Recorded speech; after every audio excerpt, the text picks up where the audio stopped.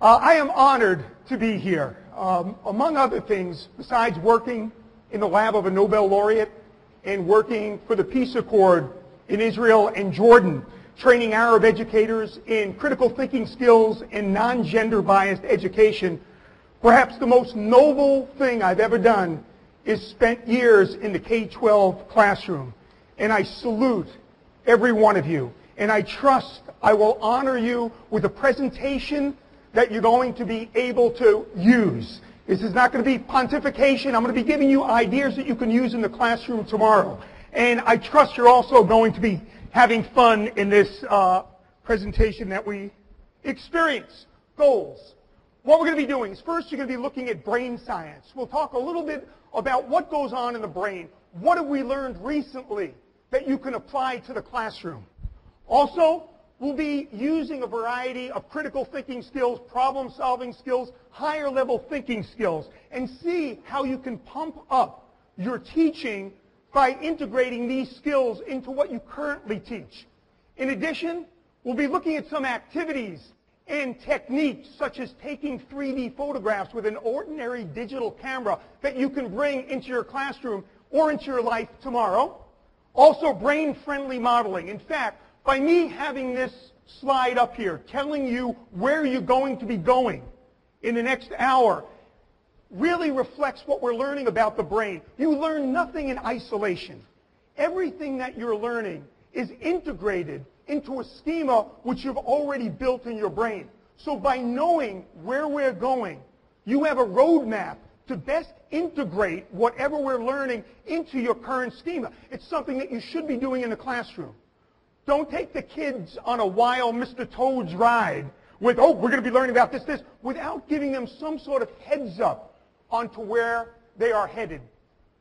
Rewiring your brain. You're going to be going out of here with a slightly different brain than the one that you brought in. You're not exchanging it with a partner, but what we're doing is rewiring it. And I'll explain about that in a little while. Also, having fun. Having fun is critical. It is critical to learning. I mean, I can remember years back in school, many years ago, people would question one's capabilities, validity, if you were having too much fun. But the research shows enjoyment, releasing certain neurochemicals. You're looking at really building up a very strong set of connections within the brain is reflective of an environment in which one enjoys, has fun doing what they're doing. Okay, so instead of me talking about having fun, I'm a big believer of operational definition. So what we're going to do is have some fun with the basic activity. What I need you to do is right now pick a partner. You need one person. This doesn't work in threes, doesn't work in twos. You may have to work with the person in front of you in a row, but everybody get yourself a partner right now. You need a partner to continue.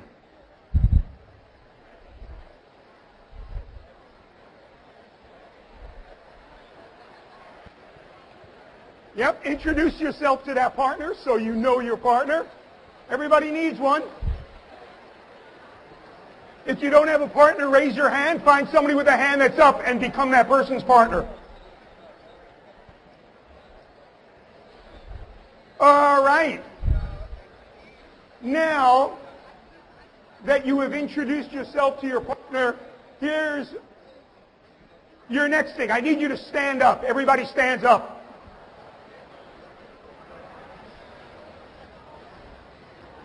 And I would like you to face your partner. Face your partner. Look at your partner. Everybody needs one partner. As I said before, it doesn't work in threes. All right. Next. Here is where it becomes quiet. This is where it becomes quiet. Next. No more talking in this part. What I'd like you to do is quietly look at your partner. See what they're wearing, what they're not wearing, what having somebody come to an 8 o'clock presentation does to somebody's appearance. Quietly, quietly. No talking. Look, look, look, look, look. Okay, look back at me. Look back at me. In each group of two, one person is closest to that wall, correct? Please raise your hand. That one person called. You are the A people. People who did not raise your hand, you were the B people. Now, this does not reflect personal ability, but we've got A's and B's. And A's, since you're a little bit brighter, I want you to face that wall. A's, face that wall. B's, look at me. B's, I need you to change 5 things about your appearance. So B's, quietly start changing 5 things about your appearance. I'll give you some changing music. Ba-da-da-dum, ba-da-da, yum bum bum bum bum, ba-dum bum bum bum bum bum bum bum bum bum ba, yum bum bum bum bum bum ba, ba-da-da-da-da. Who needs more time? Okay, double jeopardy. Da-da-da-dum. Ba-da-da, yum bum bum bum bum, ba-dum bum bum bum bum bum bum bum bum ba, yum bum bum bum bum bum ba, ba-da-da-da, da-da-da-da. Okay, B's, you've already changed 5 things. A's, in a moment, I am going to have you spin around, and you will be given all of 20 seconds to uncover those 5 things. So are you ready, A's? Go, find them.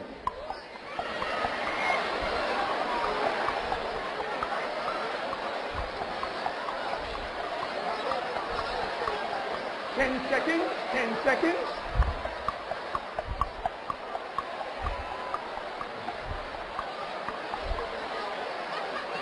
$20 seconds, time's up.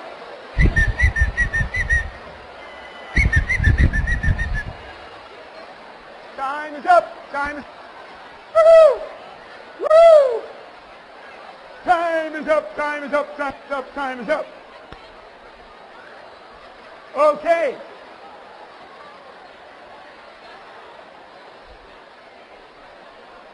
What I'd like to see now is people that found 5 things that were changed. Raise your hand. Let's see my good observers. How many found 4? 4s? 3s? 3s? 2s? How about 1? And if you found nothing, I suggest take another partner, one who's preferably breathing. Okay, very important. Whenever you're doing an activity or any experience in the classroom, it is downright unfair to have one child experience it and not give that experience to another child if you can. Which means B's, face away from your partner. A, you know the routine. Change 5 things about your appearance. And we have changing music again. Ba-da-da-dum, ba-da-da, yum bum bum bum bum, ba-dum bum bum bum bum bum bum bum bum bum ba, yum bum bum bum bum bum ba, ba-da-da-da-da, da-da-da-da, da-da-da, yum bum bum bum bum. Ba-da bum bum bum bum bum bum bum bum ba, yum bum bum bum bum bum ba, ba da da da da da. Okay, in a moment, B's. B, you will spin around and uncover the 5 changes. Get ready, B's, on your mark. Get set, go, find them.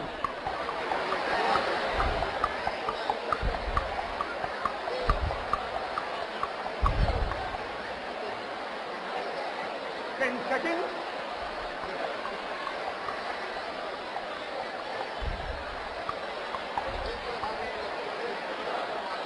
20 seconds. Time is up. Time is up. Woo-hoo, woo-hoo. Woo-hoo, woo-hoo, woo-hoo. The time limit is up. The time limit is up. Somebody's rocking over there. All right. Show of hands. How many of you found 5 things that were changed? Raise your hand. How many found 4? 4, 3s, 2s, 1. Okay, great. Have your seats. I want to talk about this activity.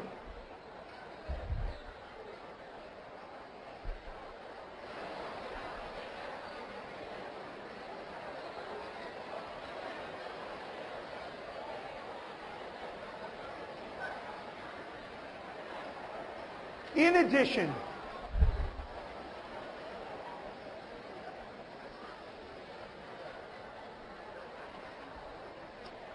addition, to this being a very effective introduction to the skills of observation, we can look at this in a number of different ways. First of all, how many people here had to really think of figuring out 5 things to change that? It's not that easy. Raise your hand. Okay. Now, I have done the same activity for the Diocese of Philadelphia with 500 nuns. And I'm a good old Catholic boy. And before doing this, I was smart enough, I went to the head sister who was in charge of the group, because frankly, when I was growing up, nuns kind of looked alike to me in wearing their habits. And I said, you know, can I go and do this activity? I don't want to offend anybody. And the sister said, no, Michael, go do it, because you're going to see something interesting.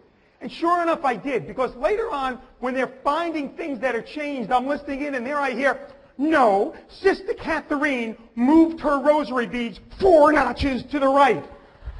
No, Sister Estelle has one of those little tilts to the cap, if you know what I mean. And oh my God, just listening to bias.